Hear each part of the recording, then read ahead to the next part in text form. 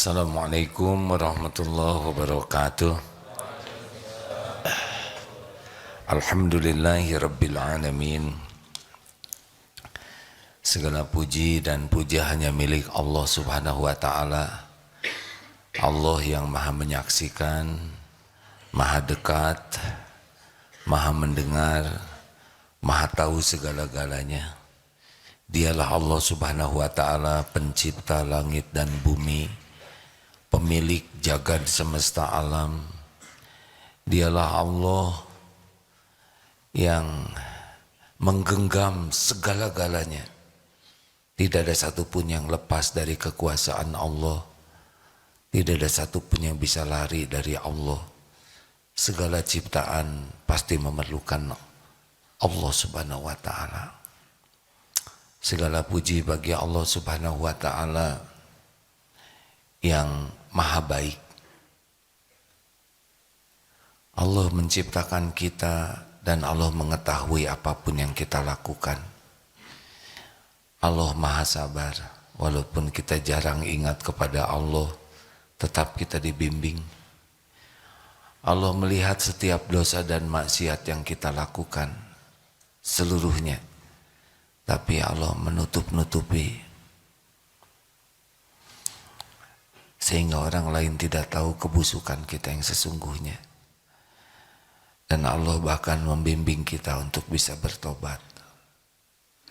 Di antaranya Allah mengumpulkan kita di masjid ini. Padahal Allah tahu semua maksiat yang kita lakukan. Segala puji bagi Allah subhanahu wa ta'ala yang menjanjikan ampunan tiada bertepi bagi hambanya yang bertobat. Dialah Allah yang maha agung, yang memberikan nikmat setiap saat kepada kita. Tidak ada sekejap pun dalam hidup ini kecuali pasti Allah memberikan limpahan karunia. Walaupun kita jarang memikirkannya, jarang mengakuinya, bahkan betapa banyak nikmat yang Allah beri, kita gunakan untuk berbuat maksiat, untuk mengkhianati Allah yang memberi karunia ini. Semoga Allah mengampuni kita. Semoga Allah membuka hati kita untuk bisa mengenal Allah, bisa yakin kepada Allah. Karena bahagia itu adalah yakin. Bahagia itu adalah yakin. Iman dan amal soleh itulah bahagia. Allahumma salli ala Sayyidina Muhammad wa ala alihi wa ashabihi ajma'in. Hadirin sekalian, apakah Allah subhanahu wa ta'ala menyaksikan pertemuan ini? Jawab. Adakah yang tersembunyi bagi Allah? Bisakah lari kita dari Allah subhanahu wa ta'ala? Apakah mungkin ada nikmat yang bisa datang kepada kita tanpa izin Allah? Jawab. Tidak ada yang bisa datang. Nikmat itu seluruhnya milik Allah. Apakah mungkin ada musibah yang bisa menimpa tanpa izin Allah? Gak semangat jawabnya.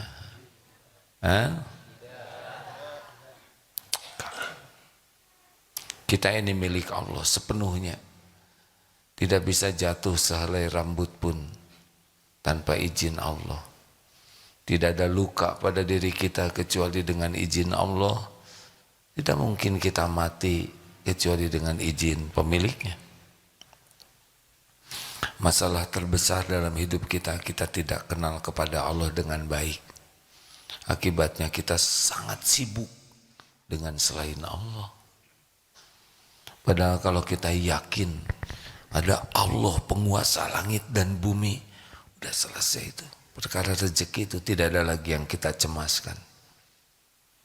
Semalam kita mendengar ceramah Habib Novel.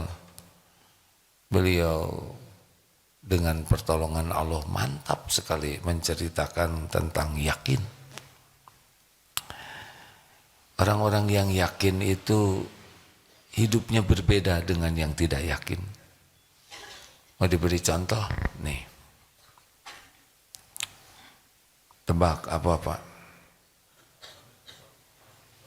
Nah begitulah kalau tidak yakinnya pelongo. Kalau yakin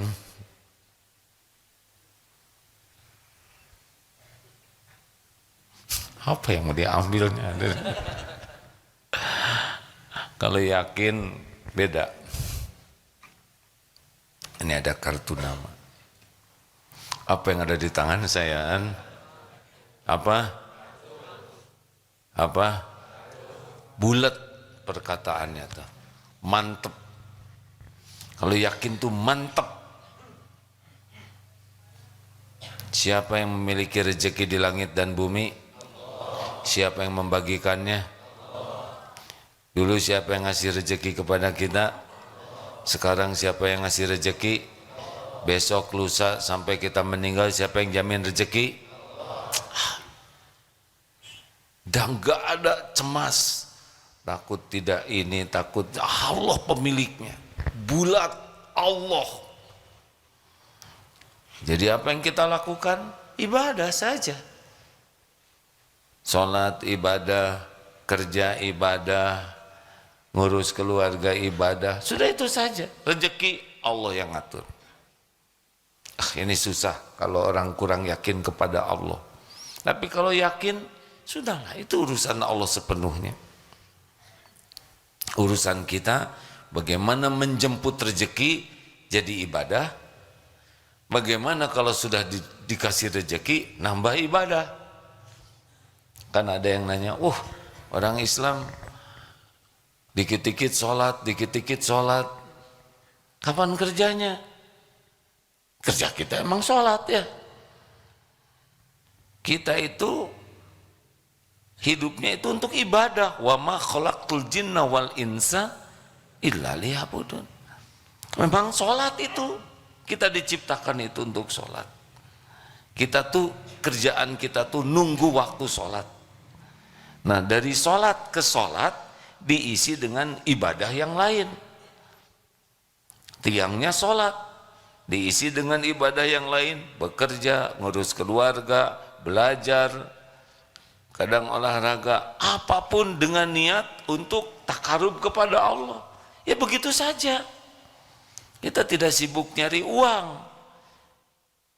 Bukan mencari uang, tapi bukan mencari rezeki, tapi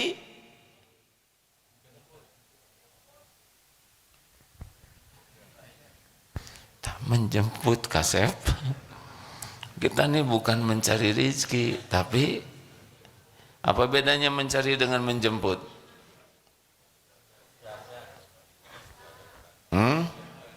Coba mencari istri, udah punya belum? Menjemput istri, sudah ada? Pasti ketemu tidak? Sok tahu. Istri di Blok M, dijemput ke Blok S, ketemu tidak? Tidak ketemu karena apa? Karena kurang profesional menjemputnya. Kalau benar-benar ditunjukin, mana yang pusing? Jemput istri pakai Google Map atau nyari sendiri kan? Kalau ditunjuk itu gampang. Makanya rezeki itu milik Allah. Kalau kita patuh kepada Allah, ditunjuki oleh Allah. Di mana rezeki kita ketemu jalan, itu mudah nanti, beneran hadirin. Jadi kalau ada di antara kita masih stres, cemas tentang rezeki, sebetulnya bukan kurang rezeki, tapi kurang iman. Kenapa jadi nunduk begini? Ini ilmu rezeki ya. Jangan takut tidak punya rezeki, tapi takut tidak punya keyakinan Allah pemberi rezeki. Itu yang bahaya bagi kita tuh. Bukan rezekinya, tidak yakinnya. Yang kedua, jangan takut tidak punya rezeki, tapi takut tidak berkah. Kita ketemu dengan rezekinya, rezeki kita, tapi tidak barokah. Karena niat dan caranya tidak benar. Emang penjahat siapa yang ngasih rezeki? Tuh diam kan, kurang yakin. Pokoknya kalau udah pelangap-pelongo kurang yakin, ingat ya. Emang penjahat siapa yang ngasih rezeki? Maling. Siapa yang ngasih rezeki koruptor? Semuanya Allah yang ngasih. Cuma tidak barokah karena tidak halal. Jadi cara yang baik Allah yang ngasih, cara yang jelek Allah yang ngasih. Bedanya kalau kita caranya baik, namanya berkah. Apa sih berkah? Membawa kebaikan yang banyak dan langgeng. Berkah itu begitu. Jadi bagi tubuh baik, bagi pikiran baik, bagi hati baik, bagi diri baik, bagi keluarga baik, bagi lingkungan baik. Ini rezeki berkah nih ya. Pas saat meninggal juga baik, menjadikan husnul khotimah. Kita dikubur juga ngalir terus pahalanya gara-gara harta yang barokah tuh. Hisabnya juga baik, di akhirat baik, berkah. Tapi kalau rezeki yang tidak berkah, kepikiran jadi kacau, ke hati jadi galau, ke tubuh jadi kacau balau, ya. Keluarga jadi ngacau, ya, ke diri jadi ngaco nanti Pak. Kalau tidak halal tuh ke sini tuh beda Pak, kepikiran tuh, ke hati, ke tubuh, ke keluarga, ke anak, ke lingkungan, mati su'ul khotimah, dikubur, babak belur, dihisap ngejongkeng, di akhirat direbus. Jangan takut tidak punya rezeki, takut tidak punya yakin. Jangan takut tidak punya rezeki, takut tidak punya barokahnya, berkah ya. Kita bukan mencari rezeki, tapi menjemput rezeki. Yang dicari adalah keberkahannya. 3, jangan takut tidak punya rezeki, takut tidak punya syukur.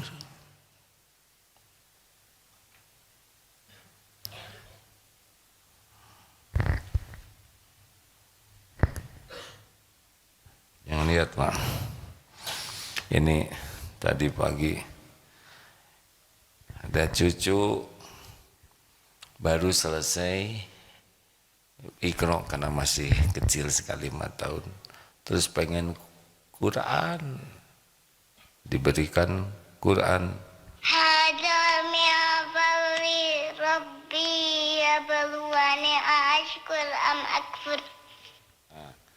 Hada min fadli Rabbi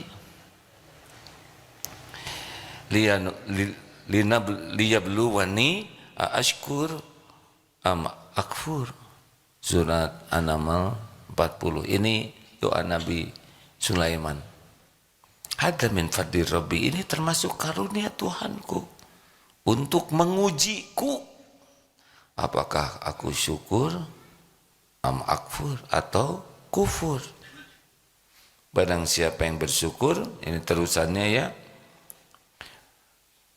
Wa man syakara fa innama yashkuru li nafsihi wa man kafara fa innahu rabbi ghaniyun hamid.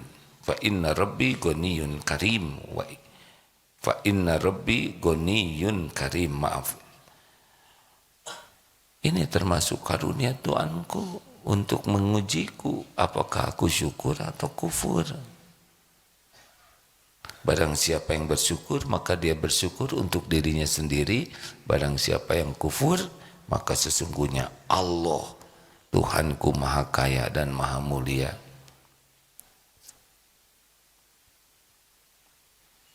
Jadi yang bahaya itu bukan kurang rezeki tapi kurang syukur. Jadi kalau untung banyak, ujiannya ringan atau berat? Ringan atau berat? Kita teh makin pelit Pak kalau makin banyak. Iya. Dulu waktu SD sedekah 1.000, padahal bekalnya 2.000. 50% dia nafkahkan. SMP dia istiqomah 1.000 juga sedekahnya. Padahal bekalnya sudah 5.000. Turun tuh jadi 20% Pak. SMA dia konsisten 1.000. Padahal bekal 10.000. Makin mahasiswa mantep naik dia jadi 2.000. Padahal bekalnya 50.000. Makin pelit. Gajian Pak tetap 2.000 ya jematannya. Padahal gaji 10 juta. Jadi kalau tidak hati-hati kita ini kufur nikmat. Cirinya adalah makin pelit. Harusnya makin banyak, makin bersyukur. 4, jangan takut tidak punya rezeki, tapi takut tidak punya sabar. Ketika Allah menyempitkan, suka-suka Allah dong. Kapan dibuka, kapan disempitkan, kapan dilapangkan, kapan diencret-encret ya. Suka-suka Allah. Allah ngebagikan sesuka Allah saja. Tidak harus selalu rencana, cocok, enggak harus sesuai rencana. Rencana kemana, datang kemana, ya. Ini kalau ngandelin gaji, wajah-wajah ini udah meninggal dari dulu nih sebagian besar.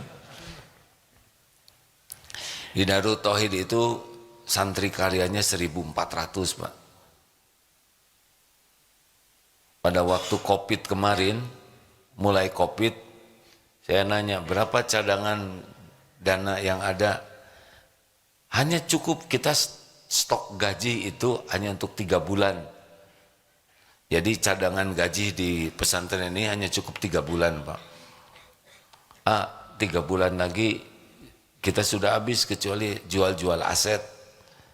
Gimana Gimana? Yang jalanin aja. Sekarang tahun berapa nih? Udah lewat itu rapat berkali-kali ya nggak? Tetap saja jalan, karena yang ngebagikan rezeki itu Allah, sesuka Allah. Pembangunan tetap jalan, pembebasan lahan tetap jalan, gaji jalan aja. Memang pernah kita ada gaji dipotong ya, tapi pada hidup tuh teman-teman tuh, walaupun gaji dipotong kemana? Sepeda dilelang ya nggak? Gini, kalau lagi susah tuh namanya mantap ya, makan tabungan. Terus yang nyiapin tabungan ini siapa? Jawab Aden. Kenapa harus berat?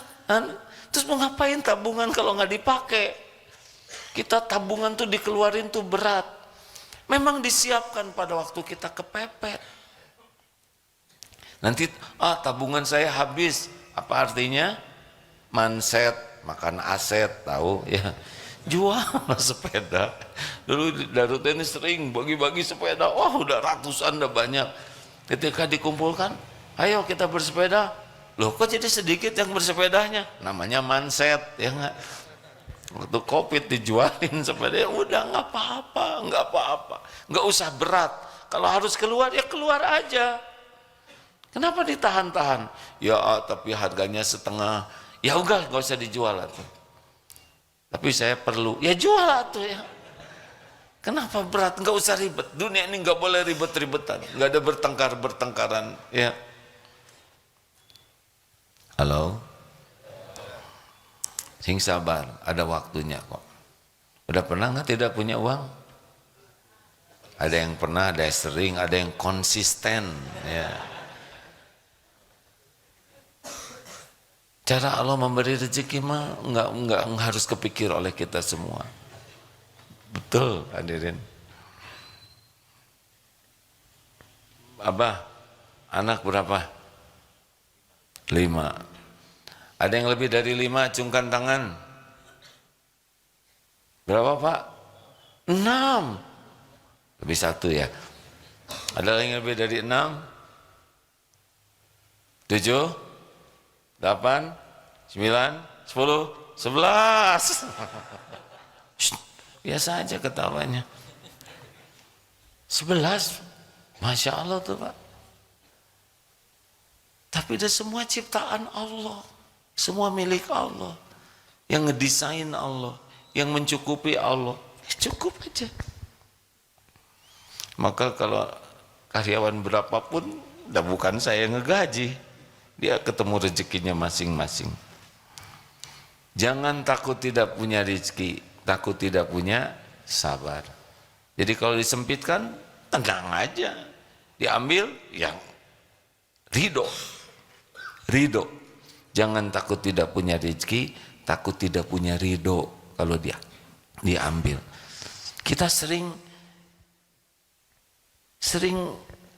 menganggap musibah ketika diambil oleh pemiliknya. Ingat tukang parkir, coba perhatikan, di sana ada tukang parkir. Ganti-ganti mobil tidak pernah sombong tuh, jernih. Diambil sampai habis, gak ada penderitaan. Kenapa? Bukan miliknya, hanya titipan. Dan lah, nggak usah memiliki. Pokoknya rahasia duniawi ini dua. Satu, jangan kagum, jangan mengagungkan dunia. Yang kedua, jangan lengket. Kalau lengket Pak, seperti amplop, ada perangko, ketika perangko diambil, robek. Betul tidak? Biasa aja, dunia ini sesuka Allah. Dan yang terakhir, jangan dengki dengan rezeki orang lain. Ini duduk begini nggak ketuker-tuker loh Pak. Misalkan di Hajar Aswad berdoa, sebelah sana, minggir-minggir ya. Misalkan di Multajam, jangan terlalu dekat ya, karena saya minta jodoh. Nggak akan pindah ke dia, nggak bisa. Walaupun berdesak-desak, nggak akan ketuker. Anak, beda-beda garisnya, betul? Walau seibu sebapak, lihat waktu lebaran, beda-beda kan? Sekelas, beda-beda, seangkatan, beda-beda. Rileks saja. Kalau lihat rezeki teman, bagaimana? Bagaimana? Hah? Coba gimana supaya nggak dengki, gimana?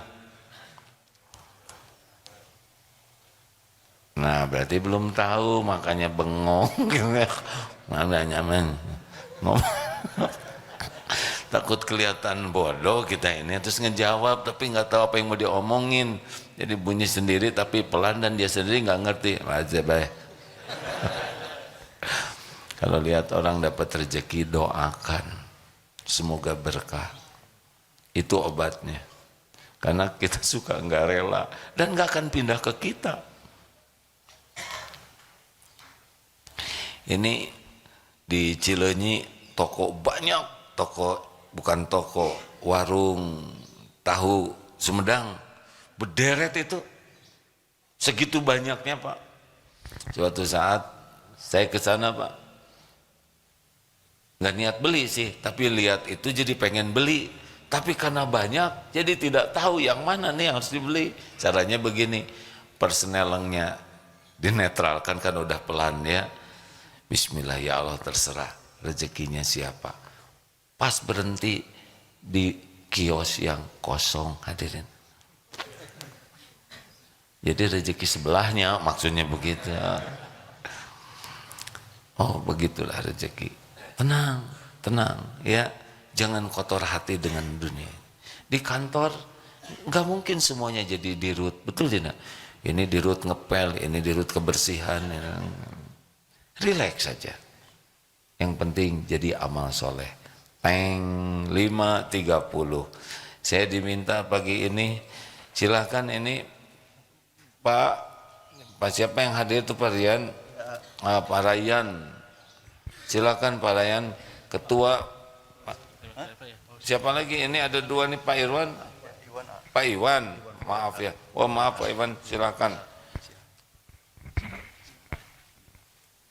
Assalamualaikum warahmatullahi wabarakatuh Pak Iwan. Waalaikumsalam warahmatullahi wabarakatuh. Beliau ini pembina forum Wakaf produktif. Bapak Insinyur Iwan Agustiawan Fuad MSI. Terima kasih Pak Iwan. Pak Rayan yang mana? Ini atau mau naik sini Pak? Sini sebelahan sama saya boncengan. Kalau di belakang nggak enak Pak. Disangka ngebeca ya kan. Maaf ya. Kenapa kursinya cuma 2 di sini namanya 3-an? Gitu. Oh backup ya, maaf ya. Ini baru 2 nanti nyumbang kursi ya. Baik Pak, ini lagi Munas FWP gimana Pak? Hari 5 sampai 7 peserta 78 orang mewakili 56 lembaga nazir wakaf. Temanya motivasi spiritual nazir tangguh dan berakhlakul karimah. Kenapa pilih Darut Tauhid Pak? Alhamdulillah, silakan. Baik Kak, terima kasih. Assalamualaikum warahmatullahi wabarakatuh. Waalaikumsalam. Ini pertanyaannya sudah bisa dijawab semuanya saya kira ya.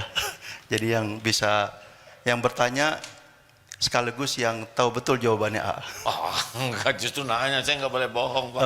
Nggak tahu saya Pak, kenapa Bapak ujuk-ujuk di sini? Karena ada kata Darut dan Tauhid. Makanya cocok benar kalau A jadi pembina, cocok nggak?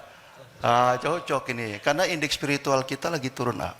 Oh. Jadi nggak cuma di lembaga lembaga sosial saja keislaman, tapi juga di masyarakat. Nah, saya lihat itu indeks ini turun karena apa? Karena lingkungan, karena lemahnya dari sisi spiritual gitu. Karena belum paham makna dari wakaf itu sendiri A. Jadi saya sering bicara, instrumen keuangan Islam ini kan memang adalah alat untuk nyelamatin kita. Jadi makna zakat kenapa artinya membersihkan. Ini bicara akidah, bukan bicara uang. Tapi membersihkan atas sesuatu yang kotor gitu. Dan kalau kotor maka jadi penyakit. Mengapa kemudian diwajibkan ya ya? Namanya zakat itu. Yang kedua infak. Infak itu kan maknanya melemahkan dunia. Jadi kalau tadi Kurang keras apa Pak? Maknanya melemahkan dunia A.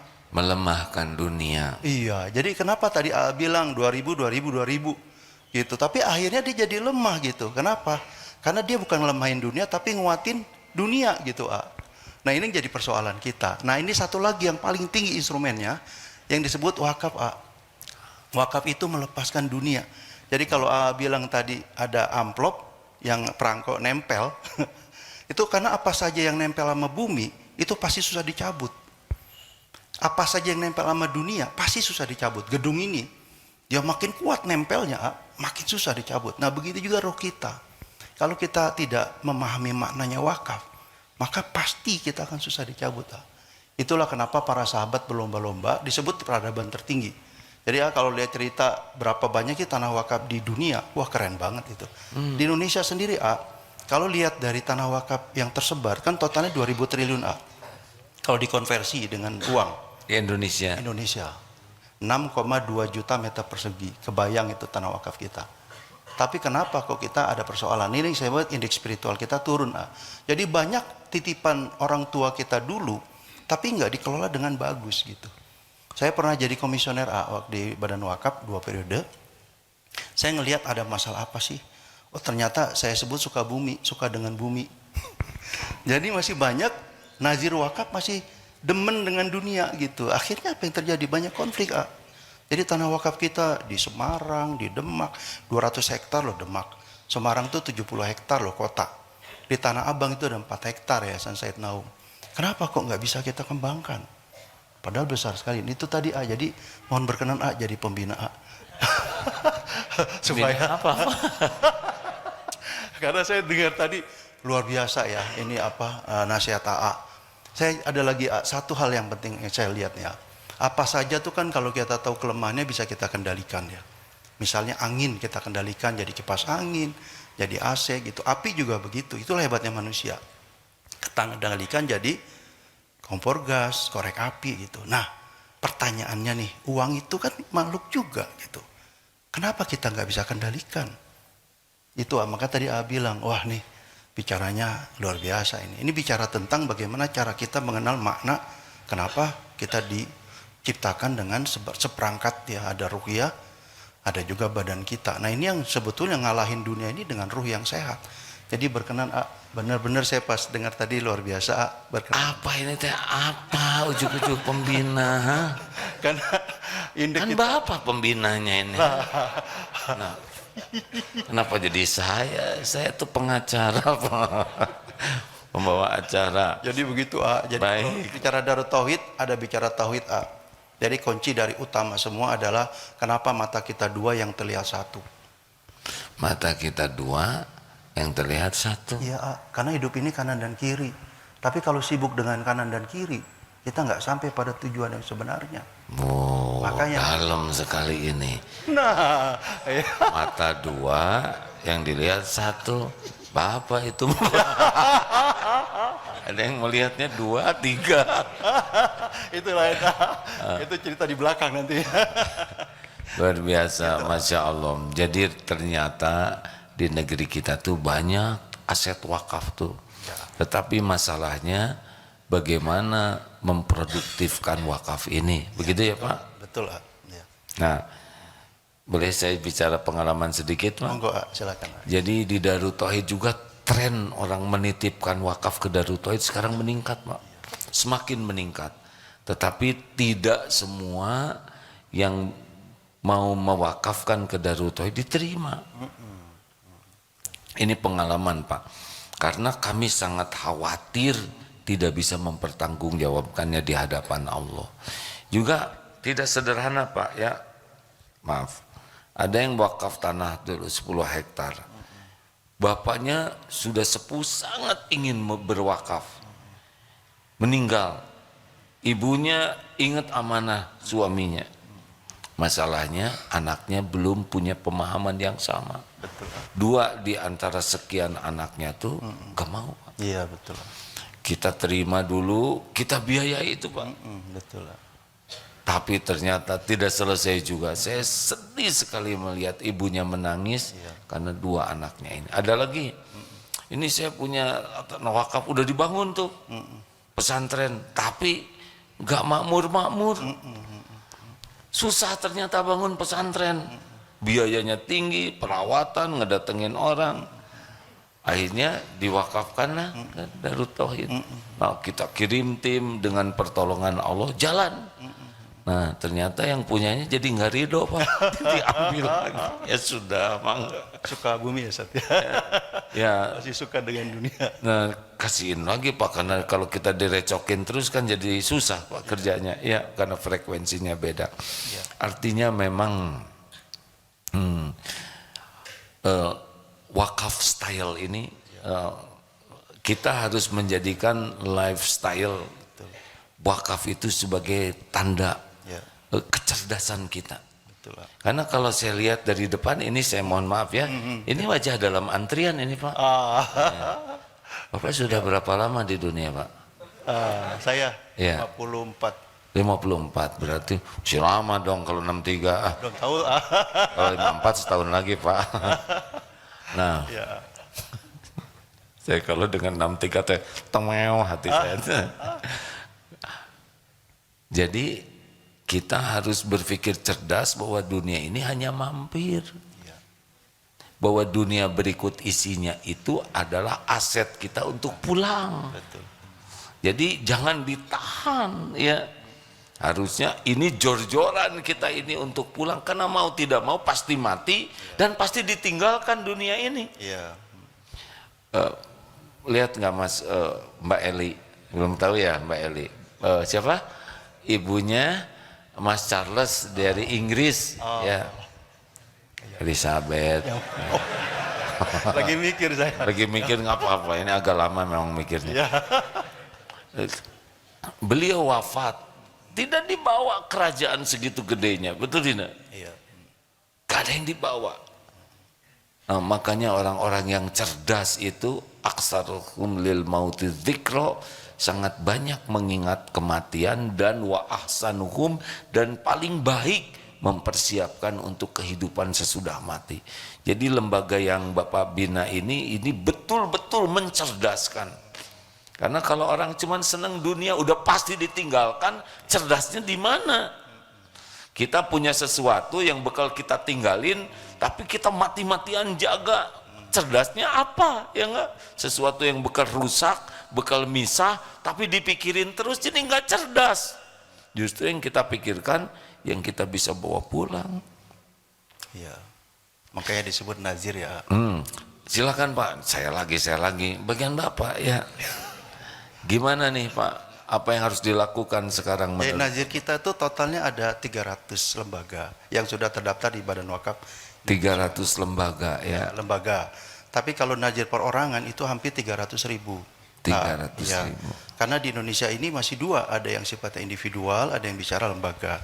Ini yang sebenarnya di pemerintah harusnya lebih fokus supaya nazir itu betul-betul punya kompetensi dan standar yang betul-betul profesional.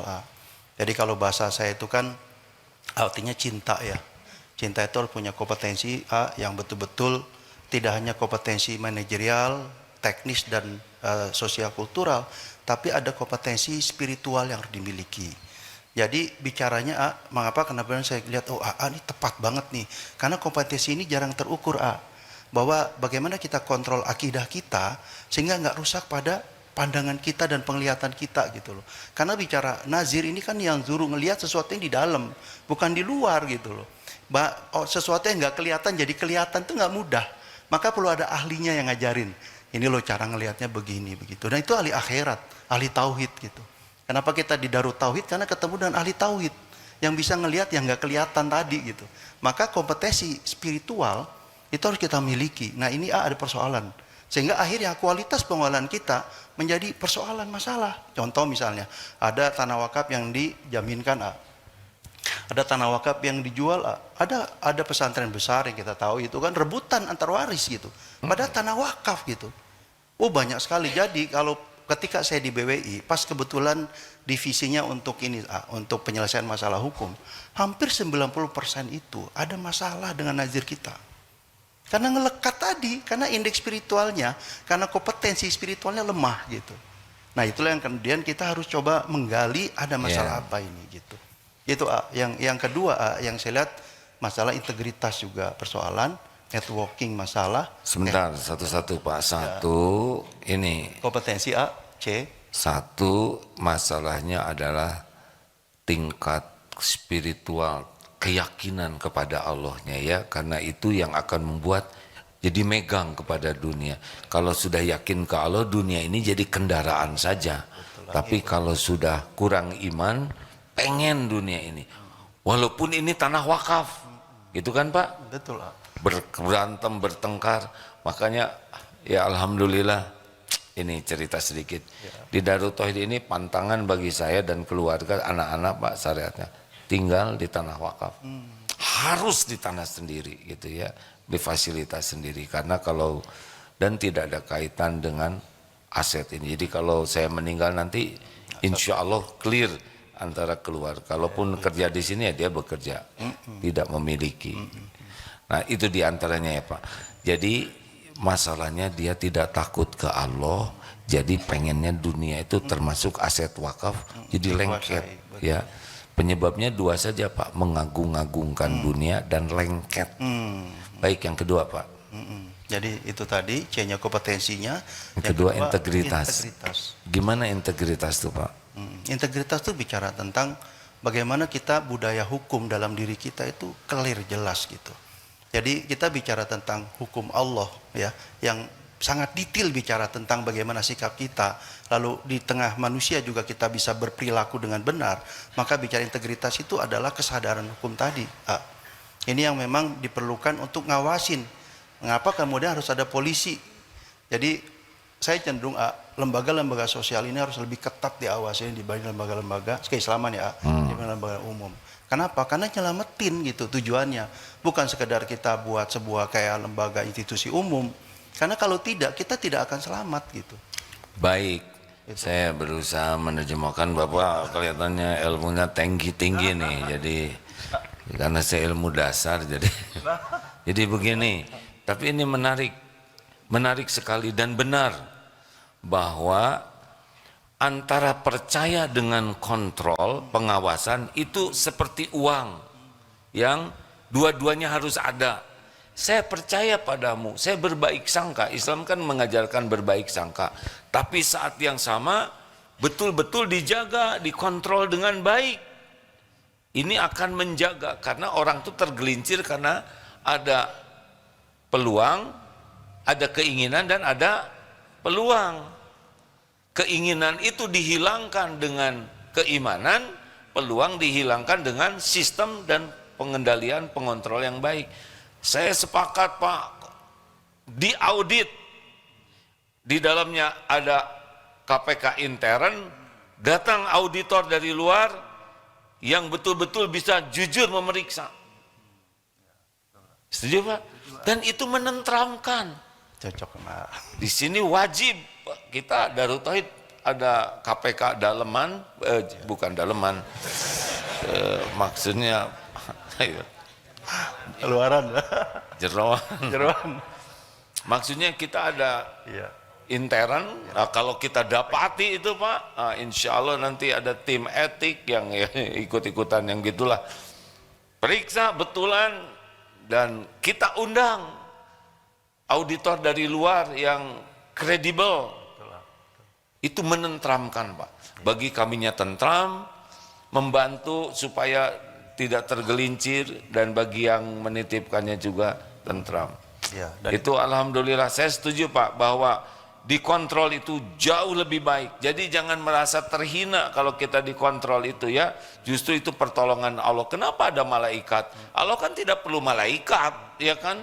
Malaikat ciptaan Allah, Allah udah tahu semuanya. Tapi Allah siapkan, ada ciptakan malaikat. Mungkin itu membuat kita, oh kayak malaikat ya. Betul. Iya, di rumah kita aja ada cermin kan. Jadi kalau nggak ada cermin itu kita rasanya susah bener gitu.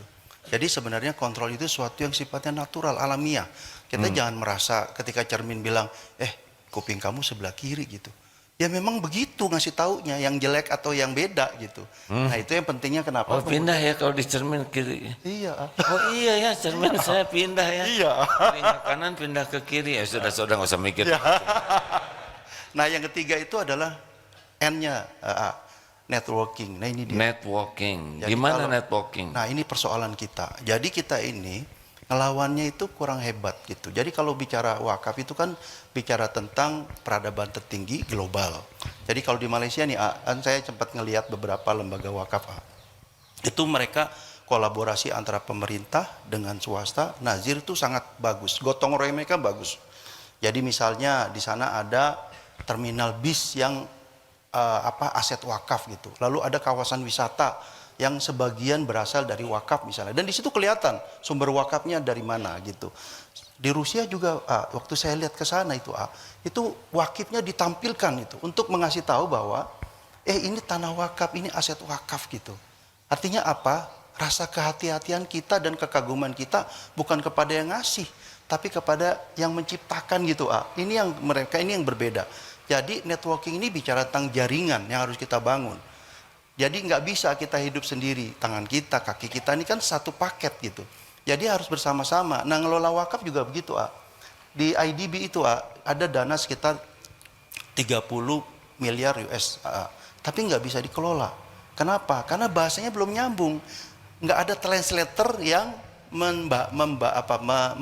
menerjemahkan antara IDB lembaga global dengan kita. Sementara kita lokal sekali, sehingga akhirnya dana itu nggak bisa kita pakai. Itu yang jadi persoalan. Jadi kalau ada kata silaturahim itu kan ada kata rohimnya dan ada kata silatnya. Jadi kalau nggak ada rohim itu pasti silat kita. Nah rohim itu yang membuat kita jadi paham maknanya networking itu apa gitu. Nah membangun wakaf ini juga didasari oleh kolaborasi yang sangat kuat. Jangan sendiri-sendiri. Kayak kita kesini kan ke Darut Tauhid nih kan, itu kan kolaborasi. Kita bisa belajar di sini, ngelihat bagaimana punya penginapan, punya sekolah dan sebagainya. Nah di situ memotivasi kita begitu. Nah ini kebetulan yang hadir para nazir nih yang nantinya bisa juga belajar banyak dari Darut Tauhid gitu. Oh, kok lagi. Alhamdulillah. Jadi networking ya. Pas kemarin Pak, kita kan ada rumah sakit juga, namanya klinik utama untuk melahirkan. Tapi sekarang rada kurang tuh Pak, yang melahirkan itu. Oh, karena Karena yang hamilnya kurang. Kenapa yang hamilnya kurang? Ternyata banyak wanita yang menunda pernikahan. Oh, nah itu dia, betul. Udah menunda pernikahan, menunda hamil. Betul, betul itu. Ini, nah, tapi kami tetap komitmen ingin bangun rumah sakit. Nah, dengan adanya ungkapan ini, ada kemarin seseorang yang ada di dapat warisan 1.800 meter di kota ini. Saya jumpa pagi-pagi jam 7 pagi, beliau ini coba mau kami beli aja untuk dijadikan rumah sakit. Semula berpikir bagaimana nyari modal, tapi sesudah pertemuan ini rumah sakit wakaf. Keren kan? Keren. Alhamdulillah, insyaallah. Yang kesana pilihannya dua, satu sembuh terus meninggal ya. Tapi ujungnya meninggal semua.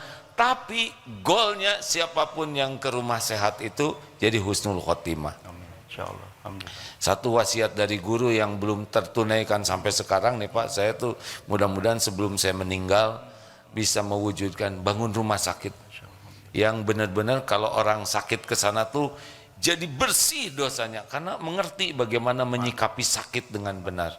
Dan kalau ditakdirkan sembuh, sembuhnya tuh benar-benar jadi ke Allahnya tuh maksimal.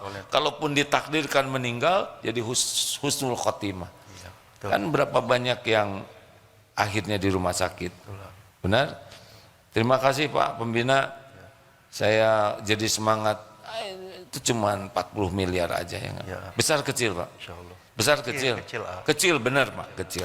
Nyebut besar segitu, nyebut kecil segitu. Kalau nyebut besar jadi tertekan. Karena ada yang maha besar ya. Saya ingat pada waktu dulu ini Pak. Ini dulu di pagar tanah depan ini Darut Tauhid cuman punya di jalan ini. Di pagar, gak bisa masuk ke akses sana. Terus saya ketemu guru. Wah, ini makin lama makin mahal. Guru saya tuh benar-benar nggak berefek dengan harga mahal itu. Sekarang ditutup, mau dijual, harganya naik terus. Kata guru saya sederhana, bahasa Sunda. Gen bae, wes ben bae. Minta sedikit ke Allah, minta banyak ke Allah, minta banyak. Gitu. Lunas Pak. Betulan. Jangan nanggung ya. Jadi kita ngeteng mintanya itu yang bikin masalah.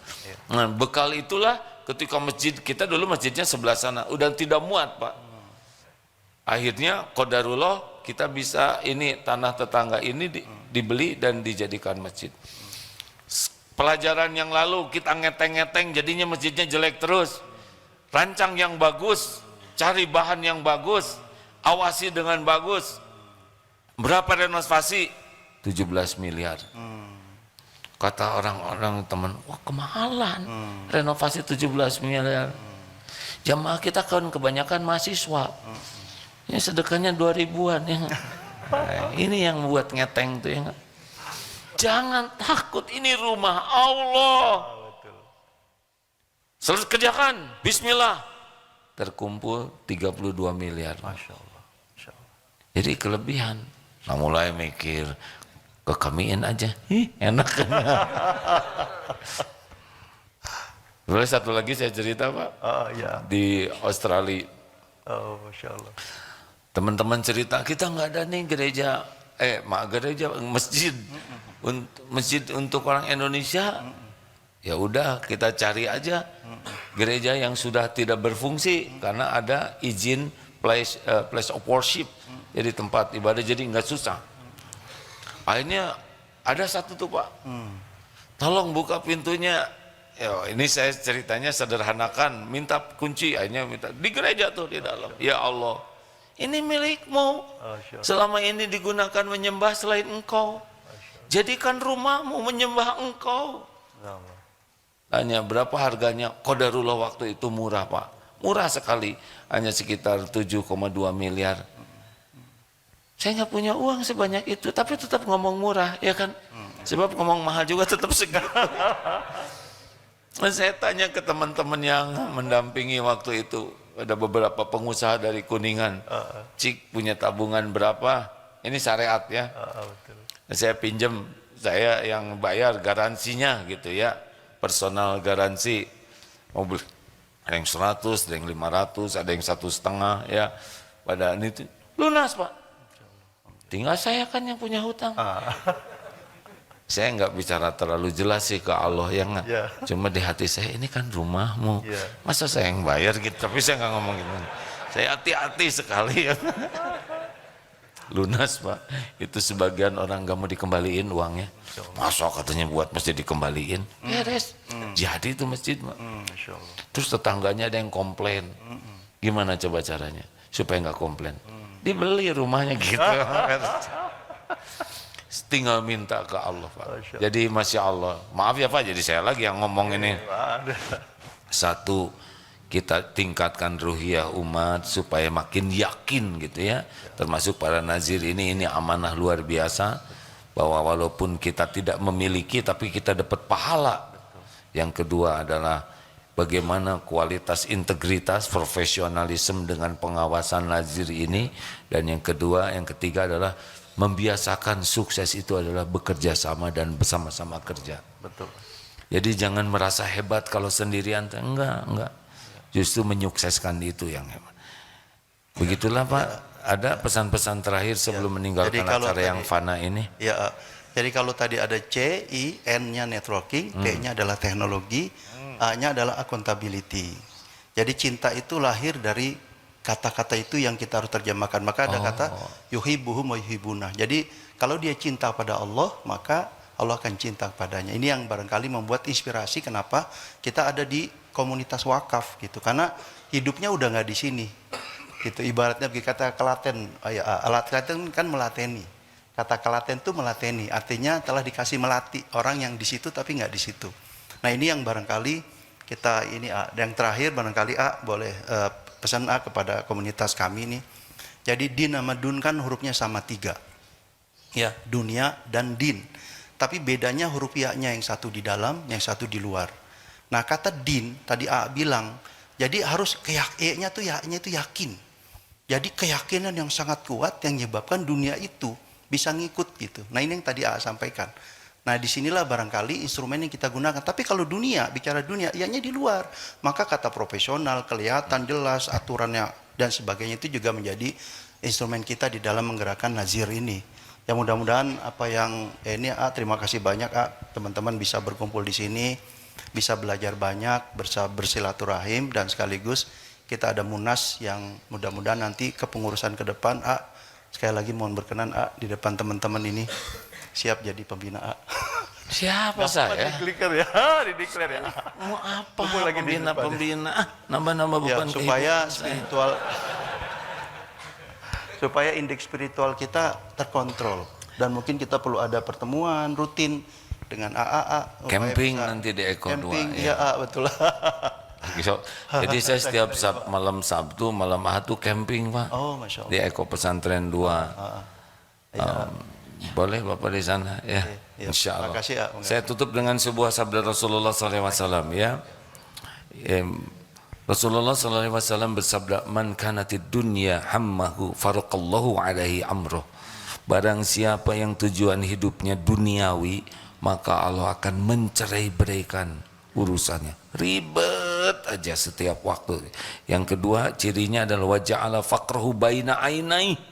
Dan Allah menyimpan di pelupuk matanya tuh takut miskin, takut fakir, makanya terus saja ngumpul-ngumpul dan berat sekali ngelepasnya.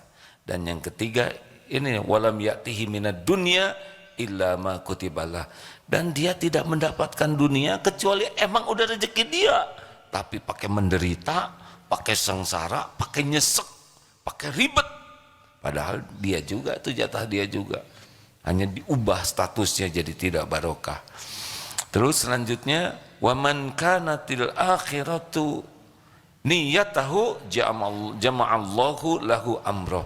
Dan barang siapa yang niatnya memang akhirat nih, ngopenin dunia ini untuk bekal akhirat, maka Allah akan mengumpulkan urusannya, dibuat jadi teratur, tertata. Allah yang menggerakkan. Sistemnya jadi bagus, orang-orangnya amanah, kita perlu ini didatangkan, perlu ahli akuntan, pokoknya seperti puzzle nanti, beres sendiri. Yang kedua, ghina fi qalbihi, Yang kedua, ja'ala ghinahu fi qalbi. Allah akan menjadikan hatinya tuh kaya. Enggak pernah ngarap-ngarap dari makhluk, enggak meminta-minta, enggak menjadi orang yang tamak karena kaya hatinya tuh. Jadi enggak jadi orang yang licik, ribet, enggak bisa. Dan yang ketiga, wa atathu dunya wa hiya raghimah. Dan Allah menjadikan dunia ini mendatanginya dalam keadaan hina, dilayani dunia. Allah tahu keperluan kita daripada kita sendiri. Allah tahu keinginan kita.